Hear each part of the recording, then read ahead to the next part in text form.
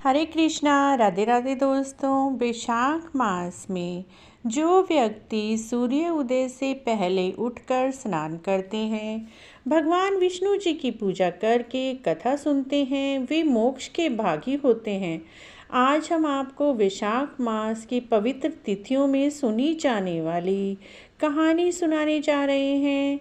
यह कहानी सुनने से बहुत ही उत्तम फल मिलता है। यदि आप पूरा महीना स्नान नहीं कर पाए हैं तो वैशाख में कम से कम आखिरी 5 दिन तक आप स्नान करके भी पूरे वैशाख नहाने का फल प्राप्त कर सकते हैं। वैशाख की द्वादशी तिथि को तुलसी के कोमल दलों से भगवान विष्णु जी की पूजा करने से समूचे कुल का उद्धार होता है और वैकुंठ लोक की प्राप्ति होती है।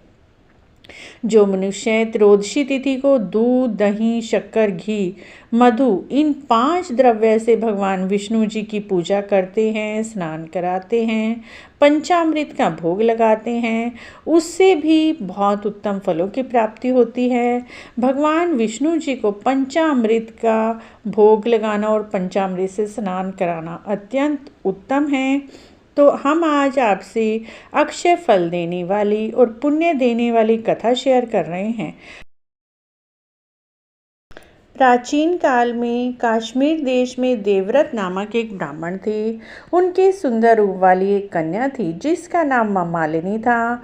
ब्राह्मण ने अपनी कन्या का विवाह सत्यशील नामक बुद्धिमान ब्राह्मण के साथ किया, लेकिन मालिनी कुमार्ग पर चलने वाली स्त्री थी। वह अपनी इच्छा से इधर उधर घूमती रहती थी। वह केवल आभूषण धारण करने के लिए ही पति का जीवन चाहती थी। उसकी बिल्कुल भी हितैषी नहीं थी। उसके घर में काम काज करने वाले जितने भी व्यक्ति थे उनसे उसके संबंध थे। सभी जाति के मनुष्य उसके यहाँ आकर ठहरते थे। वह कभी भी पति की आज्ञा का पालन नहीं करती थी। इसी दोष से उसके सब अंगों में कीड़े पड़ गए और यम की भांति उसकी हड्डियों में वे छेद करते थे। उन कीड़ों से उसकी नाक, जीवा, कान में छेद हो गए, स्तन और उंगलियां तक गल गई। इन सब क्लेशों से वह मृत्यु को प्राप्त हो गई और वह नरक की यातनाएं भोगने लगी। 1,50,000 वर्षों तक तांबे के भांड में रखकर जलाई गई। 100 बार उसे कुत्ते की योनि में जन्म लेना पड़ा। इसके बाद वह पदम बंधु नामक ब्राह्मण के घर में अनेक दुखों से घिरी हुई कुतिया के रूप में पैदा हुई। उस कुतिया के रूप में भी उसके कान, नाक, पूंछ और पैर कटे हुए थे। इस तरह बहुत वर्ष बीत गए। एक दिन वैशाख मास के शुक्ल पक्ष के दिन पदम बंधु का पुत्र नदी में स्नान करके पवित्र होकर भीगे हुए वस्त्रों के साथ घर आया। उसने तुलसी जी के पास आकर अपने पैर धोए। वहीं पर कुतिया भी वेदी के नीचे सोई हुई थी। सूर्य अस्त से पहले ही वह ब्राह्मण कुमार नदी में स्नान करके आए थे और उनके ऊपर का सारा पानी उस कुतिया के ऊपर गिरा, जिससे उसके सारे पाप नष्ट हो गए। फिर वह क्षण भर में ही अपने पहले जन्म के सभी यादों को स्मरण करने लगी। पहले के कर्मों को याद करके वह कुतिया दीनता पूर्वक रोने लगी। हे मुनि, मेरी रक्षा करो, इस प्रकार पुकारने लगी। उसने पदम बंधु मुनि के पुत्र से अपने पहले जन्म के सारे दुराचार की कथा सुनाई। उसने कहा, ब्राह्मण, कृपा करके मुझे मेरे पापों से मुक्ति कराओ। मैं पति का अपराध करने वाली स्त्री हुई हूँ, इसीलिए मुझे सैकड़ों बार पशु पक्षियों की योनि में जन्म लेना पड़ा, अरबों बार कीड़े की योनि में जन्म लेना पड़ा। इसलिए स्त्रियों को सदैव अपनी पति की आज्ञा का पालन करना चाहिए।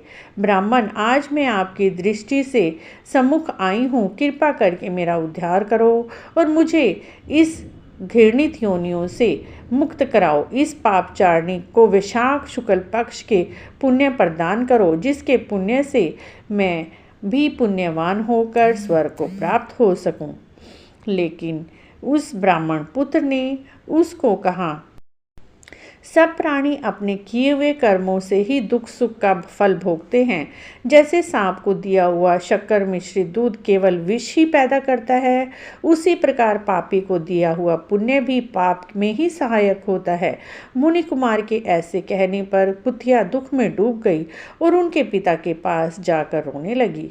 पिता से बोली, महाराज मैं तुम्हारे दरवाजे की कुतिया हूँ, मैं सदा तुम्हारी जूठन खाई है, मेरी रक्षा करो, मुझे बचाओ।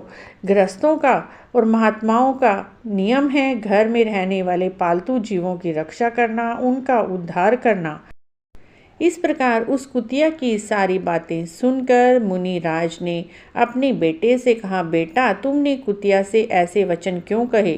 साधु मनुष्यों के मुंह से ऐसी बातें नहीं निकलनी चाहिए। बस देखो, हम सब लोगों को दूसरों के लिए हमेशा उपकार करने के लिए तत्पर रहना चाहिए।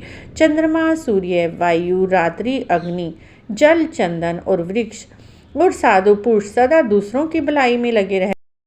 उन्होंने अपने पुत्र को समझाते हुए कहा, जिस प्रकार देवताओं पर उपकार करने के लिए दधीची मुनि ने अपनी हड्डियां तक दे दी थी, उसी प्रकार पूर्व काल में राजा शवि ने कबूतर के प्राण बचाने के लिए भूखे बाज को अपने शरीर का मांस दे दिया था।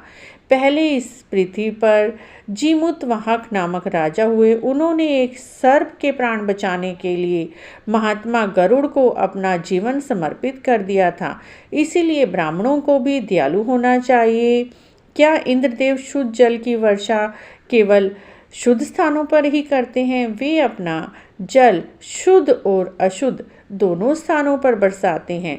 इसीलिए हमें भी इस कुतिया को अपने पुण्य से उद्धार करना चाहिए। इस प्रकार अपने पुत्र को समझाया और पुत्र ने भी पद्म बंधु यानी अपने पिता की बात मानकर बैसाख नहाने का महापुण्य कुतिया को दिया और कुतिया भी कुतिया की देह को त्याग कर आभूषणों से विभूषित हो दशों दिशाओं को प्रकाशित करती हुई एक सुंदर अप्सरा के रूप में उत्पन्न हुई, जिसका नाम कालांतर में उर्वशी हुआ। इस प्रकार मित्रों, वैशाख नहाने के पुण्य से ब्राह्मण देवता ने एक कुतिया का उद्धार किया और कुतिया ने अपने पति की आज्ञा का ना पालन करने के कारण अनेक कष्ट भोगे, जीव जंतु कीड़े मकोड़ों की योनियों में पड़ी रही। यह महात्म और कथा अच्छी लगी है तो प्लीज़ हमारे चैनल को जरूर सब्सक्राइब करें, लाइक करें।